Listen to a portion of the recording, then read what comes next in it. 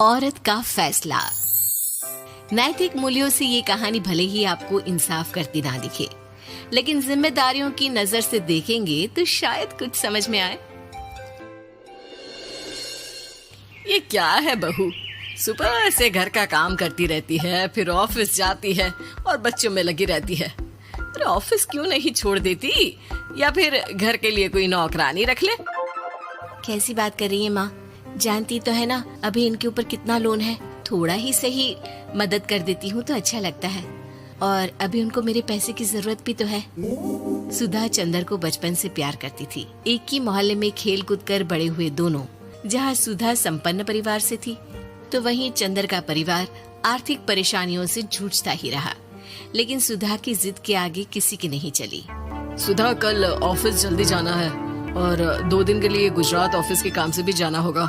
अरे कैसी बात कर रहा है बेटा, बहू को अगले महीने बच्चा होने वाला है, इस वक्त तो उसके साथ रहे। अरे कोई बात नहीं ना माँ, उनको जरूरी काम होगा, वरना मेरा चंदर ऐसे वक्त में मुझे छोड़कर कभी नहीं जाता। चंदर सुबह घर से निकलता तो आधी रात को घर में घुसता, वो भी शराब के नशे में। चंदर की माँ उसे खूब समझाती। अरे माँ, देख रही हो ना कितना कर्जा है सर पर, काम करना पड़ता है। दिन रात काम नहीं करूँगा तो घर कैसे चलेगा। अरे लेकिन बहू को भी तो देख लिया कर, इस हालत में भी घर का बाहर का सारा काम करती है। चंदर तो जैसे माँ की बात सुनकर भी अनसुना कर देता है। ऑफिस के बाद चंदर का फोन माँ के पास आता है। माँ, वो ऑफिस के काम से आज रात के लिए पास के शहर के ऑफिस जाना पड़ रहा है, कल सुबह आ जाऊंगा। सुधा रात को कमरे में सो रही होती है कि उसके पेट में दर्द होता है। सुधा चंदर को वीडियो कॉल करती है। इनको फोन कर लो, शायद कुछ आराम मिले। लेकिन 10 बार फोन करने पर भी वो सुधा का फोन नहीं उठाता। ऑफिस के काम से गए हैं, हो सकता है बिजी हो। कितनी मेहनत कर रहे हैं हम लोगों के लिए। सुधा सो तो जाती है, लेकिन अकेले उसे कमरे में डर लगता है। अगले रोज चंदर घर आता है, जहाँ सुधा ऑफिस जाने के लिए तैयार हो रही थी। तुम आज भी ऑफिस जाओगे? कल रात भर तो ड्यूटी की है, थक जाओगे, छुट्टी ले लो ना। अरे नहीं नहीं, कैसी बात कर रही हो, ये तो पॉसिबल ही नहीं है। अच्छा रुको, मैं जल्दी से तुम्हारा खाना और नाश्ता बना देती हूँ। बेचारी सुधा ऑफिस जाना छोड़कर लग जाती है पति के लिए खाना बनाने, उसके कपड़े प्रेस करने और जरूरत का सामान मुहैया कराने के लिए। हो सके तो रात की ड्यूटी मत लिया करो ना, मुझे बहुत डर लगता है। अरे यार क्या है, तुम तो ऐसे बिहेव कर रही हो कि तुम ही अकेली हो जिसे बच्चा होने वाला है। इतने लोगों के पति जो काम के सिलसिले में बाहर होते हैं, उनका क्या? सुधा को चंदर के मुंह से ये बातें अजीब लगती है। अरे हुआ क्या है तुमको? पहले तो तुम मेरा कितना ख्याल रखते थे, मेरे पास रहते थे, मेरी दवा से लेकर खाने पीने तक का सारा ख्याल। और अब इस बार तो तुम एक दफा भी मेरे साथ डॉक्टर के पास नहीं आए, क्यों? अरे पागल हो गई हो क्या? पागल वाली बात कर रही हो। काम धंधा देखो या फिर तुम्हें लेकर टहलता फिरूं। और मुझे शुक्रवार की रात को काम से निकलना है, सोमवार आऊंगा।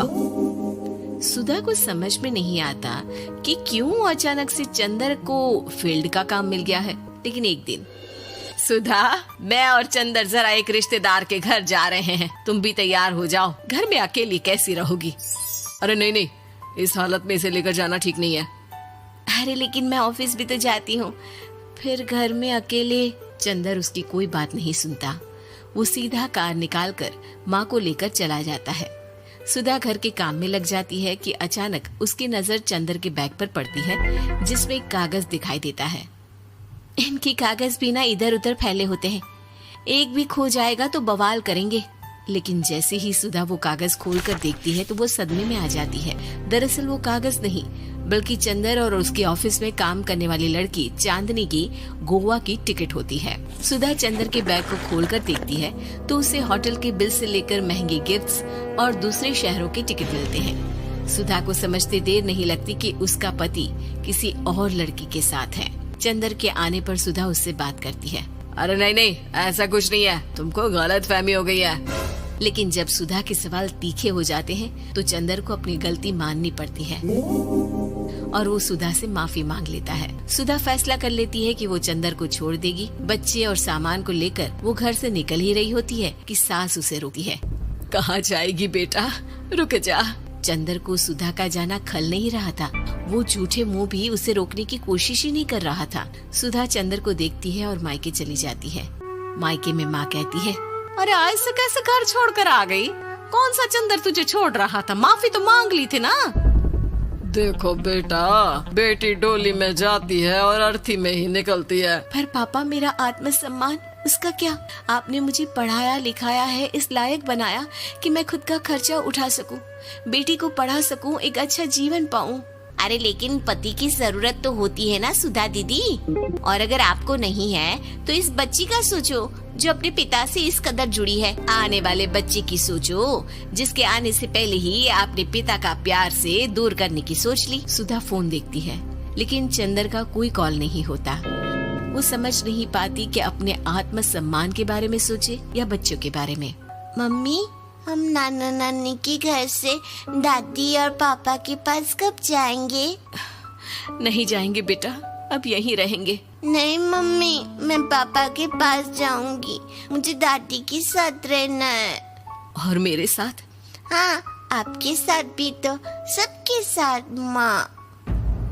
देखो सुधा दीदी, आपके सर पर पिता का साया होना जरूरी होता है।